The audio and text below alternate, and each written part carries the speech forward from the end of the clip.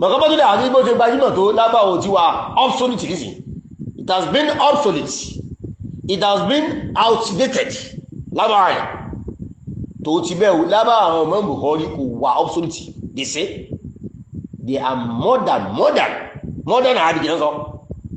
wọ́n yìí kì í sọ lábáwò kó tó di pé modern Arabic ni ẹ̀wọ́n lè yóò mọ̀ kẹ́kẹ́ yìí nǹkan tó yé ibà ọ̀yà lábáwò yìí wá sọ igi tó bá jẹ gbogbo ẹ̀yìn Marokis ayé ni mo pè ẹ tó fi ẹ̀yà àgàbí kún mo fi kún ẹ̀yìn ẹwà sọ dáadáa káwò sọ gbogbo àwọn tó ti bẹ́ ẹlẹ́pọ̀ kẹ́nà gbóyìn ẹ̀ràn lọ́wọ́ kẹwàá mú tutù jẹwa ṣe ẹ kọjá ọ̀dọ́ adába bìlá ẹ̀ mọ́ tí ń fẹ́ fi bá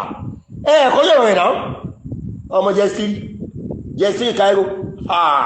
àgbákẹ́ òdí òru qala Imam al-Bukhari ó ní rahimahullah ahfidhu mi'ata alifin hadithin sahih wa ahfidhu mi'atay alfi hadithin ghayri sahih lọ́wọ́ Tarikh al-Baghdadi wà bọ́ọ̀rọ̀ yìí bẹ́ẹ̀ ìjìbá ẹ̀sìn Imam Bukhari sọ yìí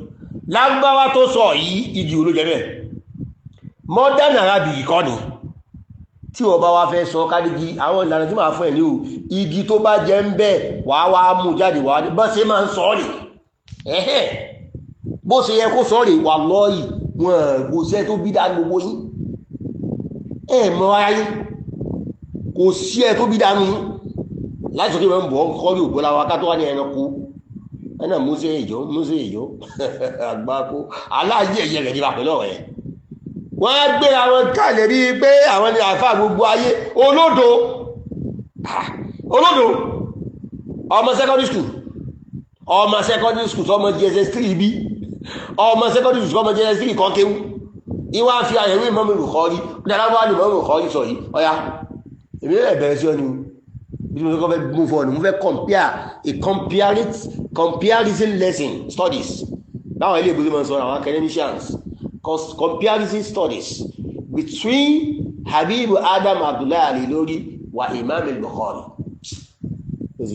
ẹ jẹ́ sí comparison study kò sí ẹ̀sí fíwé àwọn ẹ̀dá wò láti wo sí wo bàbá àrẹ́ Adam Abdullahi gan àwọn ìfúrí Imam Bukhari ká tó wá níwọ̀ wọ́n mú sí ìjù yìí ní mọ̀ pẹ̀lá tó yìí àǹtà mú sí àìjù wọ́n láì mú sí ìjù ní ọ́ bàbá láyé mú sí ìjù ní ọ́ you have been disturbed you have been mentally deranged